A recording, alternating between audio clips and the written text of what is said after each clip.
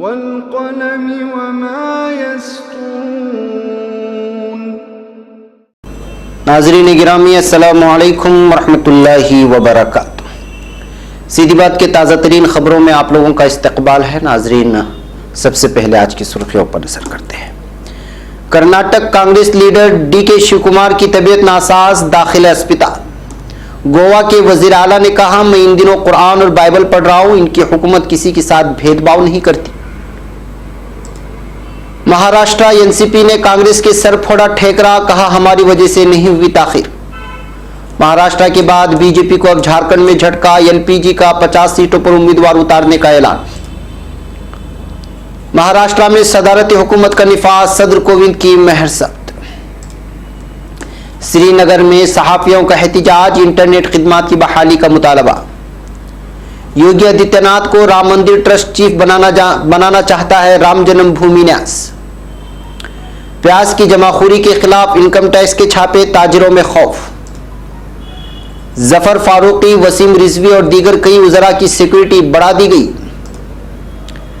बांग्लादेश, 2 ट्रेनों के आमने सामने से हुई टक्कर, 15 अफराद हलाक, मुतअद्दिद जख्मी। राजस्थान, कार और ट्रक के दरमियान शदीद टकराव में 7 अफराद जाँ बहक, 5 जख्मी। ज़ेलेंस्की और पुतिन के दरमियान मुलाकात करवा सकता हूं, नजर हाइफ का बयान। जब तक हम इन सबको अदालत की कटहरे में नहीं ले आते, हम आराम से नहीं बैठेंगे, एर्दोगान का आया बयान। तुर्की, दाइश के 10 जर्मन दहशतगर्द जर्मनी के हवाले कर दिए गए। आलमी बरादरी से ताल्लुक तोड़ना हमारे मफाद में नहीं, ईरानी सदर का बयान। मुल्क में माशी इस्तेहकाम कायम करना और सरमायाकारी को फरोग देना हुकूमत की अवलीन तरजीह है, इमरान खान का बयान। ईरान हमारे एजेंट को छोड़ दे, इसके लिए बेहतर होगा।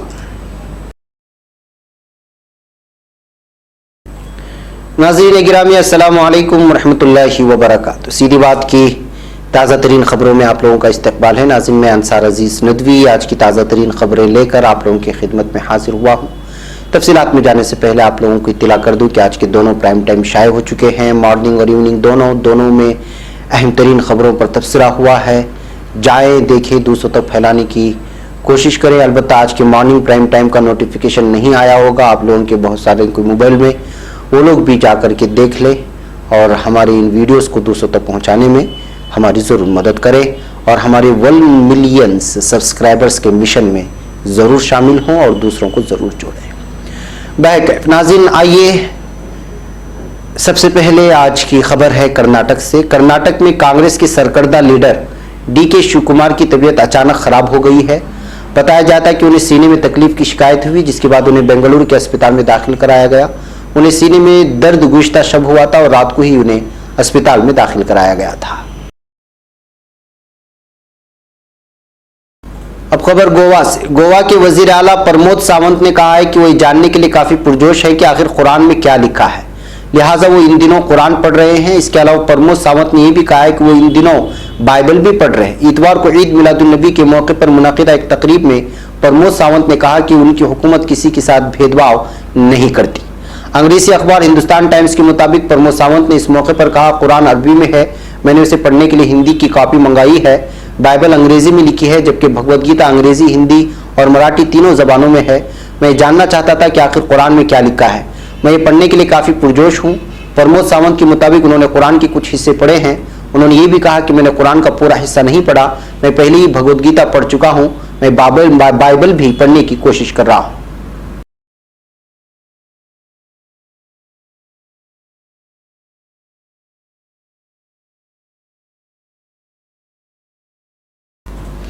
अब खबर महाराष्ट्र से।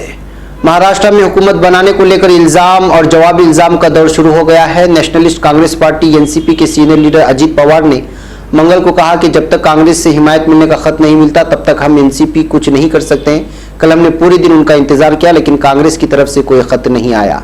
अजित पवार ने कहा कि आज हमारे दरमियान तबादले ख्याल होगा, अगर कुछ हल निकला तो हम उन्हें फोन कर देंगे। अजित पवार ने कहा कि पीर को अहमद पटेल का फोन आया था, उन्होंने ये भी कहा था कि मीटिंग के लिए बैठना चाहते हैं। इसके बाद शरद पवार ने कहा कि आज वो नहीं आ सकते, आज उनकी मीटिंग है। साथ ही NCP लीडर ने कहा कि कांग्रेस के लीडर अब तक मुंबई नहीं आए। गवर्नर ने सभी अराकीन असेंबली का सही दस्तखत मांगा है, जो आज होता हुआ नजर नहीं आ रहा है। उन्होंने ये भी कहा कि कांग्रेस को ही फैसला लेना है, लेकिन अब वक्त हो चुका है। अब खबर रांची से। झारखंड में असेंबली इलेक्शन की तैयारियों के दरमियान बीजेपी को झटका लगा है। मरकजी हुकूमत में शामिल एनडीए की अहम हलीफ लोक जनशक्ति पार्टी ने अकेले इलेक्शन लड़ने का ऐलान किया है। पार्टी रुकने पार्लियामेंट चिराग पासवान ने कहा है कि एलजेपी ने जिन सीटों की मांग की थी उनमें से ज्यादातर बीजेपी ने अपने अपने उम्मीदवारों का ऐलान कर दिया है। ऐसे में उनकी पार्टी झारखंड असेंबली इलेक्शन अपने बलबूते पर लड़ने के लिए तैयार है। चिराग पासवान ने कहा है कि एलजेपी इस बार टोकन के तौर पर दी जाने वाली सीटों को कबूल नहीं करेगी। उन्होंने ये भी कहा कि एलजेपी झारखंड की 50 सीटों पर अकेले दम पर इलेक्शन लड़ने को तैयार है और आज शाम तक पार्टी उम्मीदवारों की पहली फहरिस्त का ऐलान कर दिया जाएगा। अब खबर नई दिल्ली से। महाराष्ट्र में तेजी से बदलती हुई सियासी पेशरफ्त के दरमियान सदर रामनाथ कोविंद ने मंगल के रोज रियासत में सदारती हुकूमत से मुतालिक सिफारिश पर महर सबत कर दी है। सरकारी जराये ने बताया कि कोविंद ने मरकजी काबीना की सिफारिश पर महाराष्ट्र में 6 माह के लिए सदर राज की मंजूरी दी है। इस दौरान कानून साज असेंबली मुअत्तल रहेगी। काबिल जिक्र है कि मरकजी काबीना ने गवर्नर भगत सिंह कोश्यारी की सिफारिश पर गौर करते हुए सदारती हुकूमत की सिफारिश की थी, जिसे शाम को कोविंद ने मंजूरी दे दी। भारतीय जनता पार्टी की हुकूमत साजी से दस्तबरदारी के बाद गवर्नर ने दूसरी बड़ी पार्टी शिवसेना को मेंबरान असेंबली की तादाद के मुताबिक हुकूमत बनाने की दावत दी थी। अब खबर श्रीनगर से। जम्मू कश्मीर के गरमाई दाल हुकूमत श्रीनगर में मुकीम सहाफियों ने मंगल के रोज वादी कश्मीर में इंटरनेट खिदमात पर जारी पाबंदी के खिलाफ एहतजाज किया। एहतजाज में हिस्सा लेने वाले सहाफियों ने इंटरनेट खिदमात को फौरी तौर पर बहाल करने का मुतालबा करते हुए कहा है कि इन खिदमात की गुज़श्ता 99 दिनों से मुअत्तल रहने की वजह से उनका मामूल का काम बड़ी बुरी तरह से मुतासिर हुआ है। खबर अजीज सहाफियों ने 3 अक्टूबर को वादी में मोबाइल फोन और इंटरनेट खिदमात पर आयद पाबंदी के खिलाफ एहतजाजी रैली निकाली थी। काबिल जिक्र है कि वादी में मंगल के रोज गैर एलानिया हड़ताल के 100 दिन मुकम्मल हुए। तमाम तर इंटरनेट खिदमात, SMS service, prepaid mobile service मुअत्तल हैं और नौहट्टा में वाक़ तारीख़ी जामे मस्जिद में नमाज जुमा की अदायगी पर भी पाबंदी हुनूस जारी है।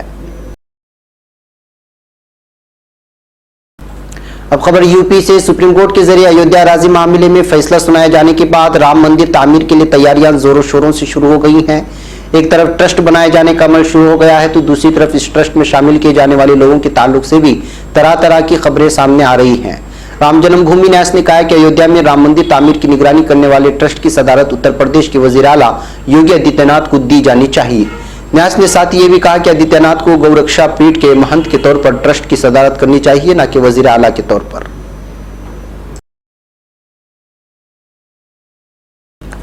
अब खबर नई दिल्ली से। प्याज ताजिरों के गोदामों और दुकानों पर मुल्कगीर छापों के बाद मंडियों में खौफ हरास के दरमियान मंगल को प्याज की कीमतों में 5-10 रुपए की कमी वाक़ई हुई है। प्याज की ज़ख़ीराअंदोज़ी के बारे में मालूमात मिलने पर महकमे इनकम टैक्स ने पीर के रोज से प्याज ताजिरों के खिलाफ छापे मारना शुरू कर दिए हैं। प्याज ताजिरों के गोदामों और दुकानों पर मुल्की छापों के बाद मंडियों में एक किस्म का खौफ हरास छाया हुआ है। अब खबर लखनऊ से। अयोध्या मामले में फैसला आने के बाद पीर को उत्तर प्रदेश हुकूमत ने मुताद्दिद सियासी लीडरों उज़रा की सिक्योरिटी बढ़ा दी है। सरकारी जराये ने मंगल को यहां बताया कि पीर के रोज हुकूमत ने सिक्योरिटी का जायजा लिया और खुफिया एजेंसियों से मौसूल इनपुट की बुनियाद पर मुताद्दिद अफराद की सिक्योरिटी में इजाफा किया गया तो वहीं कुछ अफराद की सिक्योरिटी हटा दी गई है। फरोगना के वजीर सुरेश राणा को Z+ सिक्योरिटी फराहम की गई। इससे पहले उनको Z सिक्योरिटी हासिल थी। इसी तरह से यूपी सुन्नी सेंट्रल वक्फ बोर्ड का चेयरमैन जफर फारूकी और शिया वक्फ बोर्ड का चेयरमैन वसीम रिजवी की सिक्योरिटी Y से बढ़ाकर Y+ कर दी गई है। अब खबर ढाका से। बांग्लादेश के जिला ब्राह्मण बरिया में मंगल को 2 मुसाफिर ट्रेनों के दरमियान आमने सामने की टक्कर में कम से कम 15 अफराद की मौत हो गई और कई दीगर जख्मी हो गए। पुलिस ने यह भी बताया कि सुबह तकरीबन 2 बजे उद्देन एक्सप्रेस प्लेटफॉर्म पर पहुंचने वाली थी कि तभी वो दूसरी ट्रेन से टकरा गई। टक्कर इतनी जबरदस्त थी कि ट्रेन के 2 डिब्बों को शदीद नुकसान पहुंचा। हादसे में कम से कम 15 अफराद की मौत हो गई है। जिला पुलिस सरबराह ने हादसे में 15 अफराद के मारे जाने की तस्दीक करते हुए कहा है कि कुछ जख्मियों की हालत नाजुक होने की वजह से मरने वालों की तादाद बढ़ सकती है। उन्होंने ये भी बताया कि राहत और इमदादी काम जारी है। हादसे की वजह का अब तक पता नहीं चल सका है। अब खबर राजस्थान से। राजस्थान के बीकानेर में कार और ट्रक के दरमियान हुए शदीद टकराव में 7 अफराद के जाँ बहक होने की खबरें मौसूल हुई हैं। बताया जाता है कि इस हादसे में 5 दीगर अफराद जख्मी हुए हैं, जिनमें कुछ की हालत तशवीशनाक है। यह हादसा देशनों के इलाके में मंगल के अलसुबह पेश आया। जख्मी अफराद को इलाज के लिए करीब के अस्पताल में दाखिल कराया गया है। अब खबर कजाकिस्तान से। कजाकिस्तान के साबिक सदर नूर सुल्तान नजरबाइव इस कोशिश में है कि रूस के सदर व्लादिमीर पुतिन और उनके यूक्रेनी हममनसब व्लादिमीर जेलेंस्की के दरमियान बराह रास्त मुलाकात हो सके। इस बात का ऐलान साबिक काज़ाक सदर ने प्रेस कॉन्फ्रेंस में किया और बताया कि यूक्रेनी सदर इस मुलाकात के लिए राजी हो गए हैं। साबिक काज़ाक सदर चाहते हैं कि रूस और यूक्रेन के दरमियान तनाज़ात और इख्तिलाफात की सूरत हाल को बेहतर किया जा सके। अब खबर तुर्की से। तुर्की के सदर रजब तय्यिप एर्दोगान ने कहा है कि दौरे अमेरिका के दौरान फेतू दहशतगर्द तंजीम का मसला हमारे एजेंडे में सर फहरिस्त होगा।